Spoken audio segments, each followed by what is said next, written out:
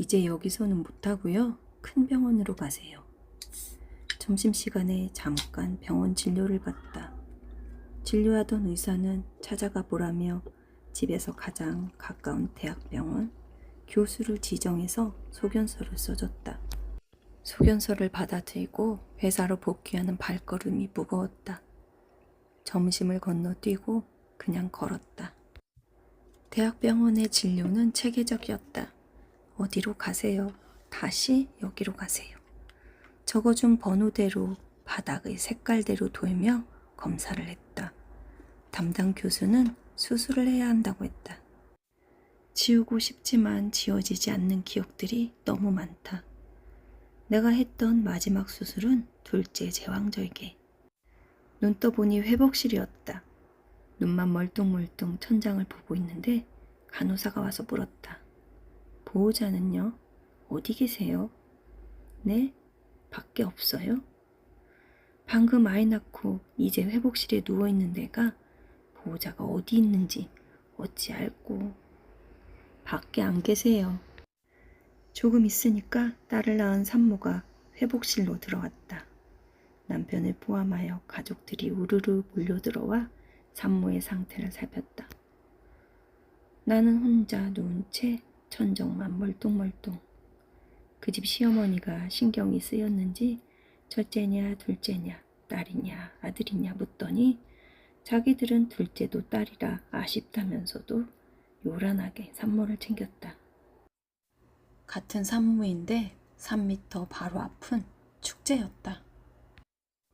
간호사가 돌아와서 다시 물었다. 보호자는요? 대체 수술하는 동안 대기도 하지 않고 어디가 있는 건지, 사람이 수술실에 들어가는지 나오는지, 아기가 태어났는지 어땠는지 궁금하지도 않고, 자기가 뭘 해야 하는지 모르는 보호자, 남편. 누워서 보호자를 찾아 헤매는 간호사를 상대하고 있으려니 기가 막혔다.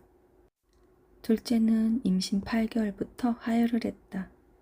의사는 태반의 일부가 떨어져 나갔다며 출산 예정일까지 입원해야 한다고 했다.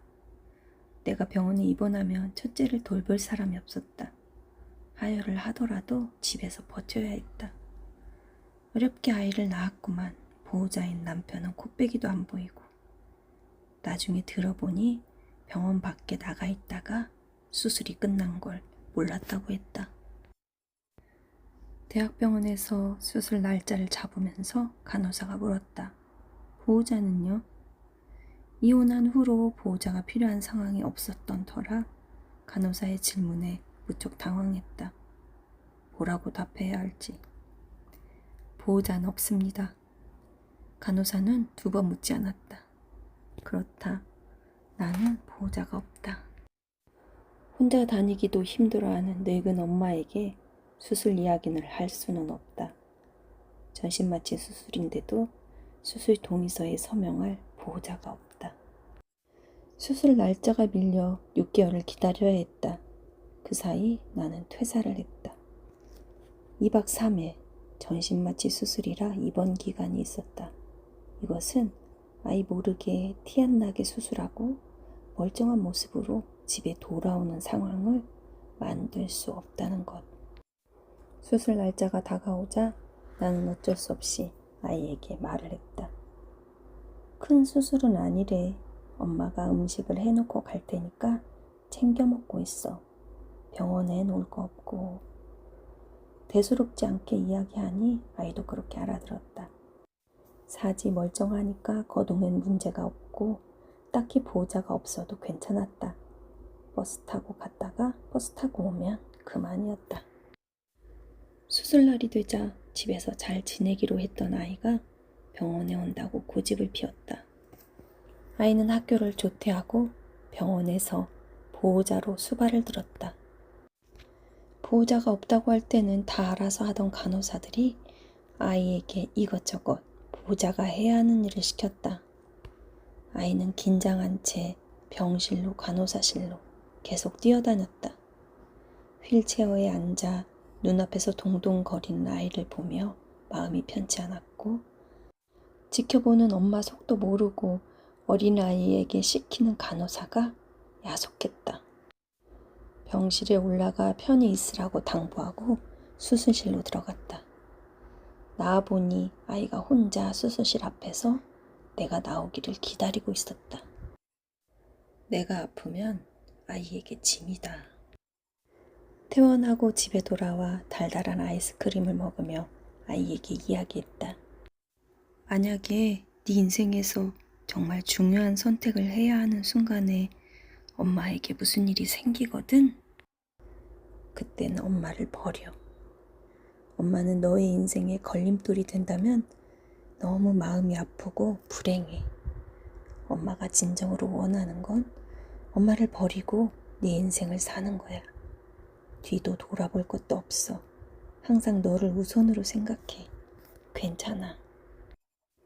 아이는 엄마가 아프다고 해도 엄마를 간호해가며 자기 인생도 잘 살 수 있다고 했다. 그 뒤로도 기회가 생길 때마다 같은 이야기를 반복했다.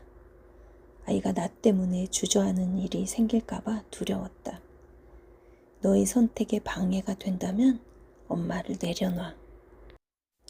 나는 점점 나이 들어가고 아이들은 점점 어른이 돼간다. 나이 드는 보호자가 없는 엄마는 아프면 아이들에게 짐이 된다. 병원에 입원해 있는 동안 내가 아프면 나는 아이에게 짐이다를 단단히 가슴에 새겼다. 그런데 어이없게도 퇴원을 하고 집으로 돌아온 뒤 나는 지치고 무기력해졌다.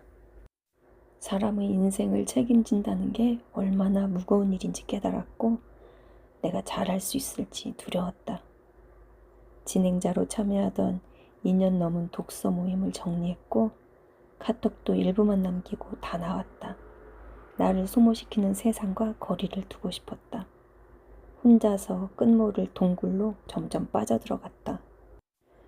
일주일이 넘도록 집 밖에 나가지 않았으며 장보기는 인터넷으로 하고 청소요리 빨래 같은 집안일도 하지 않았다. 격하게 아무것도 하고 싶지 않았다. 수술 경과를 보기 위해 병원에 다녀오면 더 우울해졌다. 방에서 꼼짝도 하기 싫었다. 아이에게 해야 할 말이 생기면 아이가 집에 있어도 카톡을 했다. 끝모를 지하로 점점 더 깊이 가라앉았다. 번아웃, 숨고 싶었다. 사람들 속에서 사라지고 싶었다. 퇴사를 하고 수술 후 찾아온 무기력, 우울은 자존감을 바닥에 떨어뜨렸다. 음식을 하지 않았고 집에 있었어도 여전히 가족과 일주일에 한 끼 먹기는 쉽지 않았다.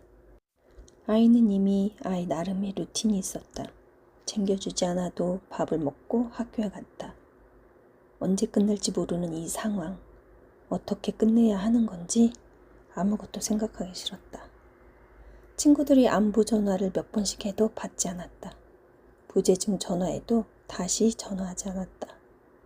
하루 종일 하는 말이라고는 밥은 먹었니? 학교 잘 다녀왔어?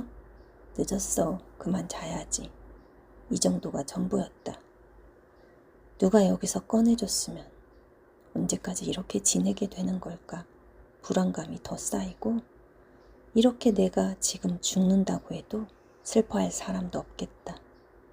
어쩜 그동안 어떻게 살았길래 세상 속에 존재감이 없나 하는 자책. 스스로 자신에 대해 쓸모없는 잉여인간이라는 생각은 쉽게 사라지지 않았다.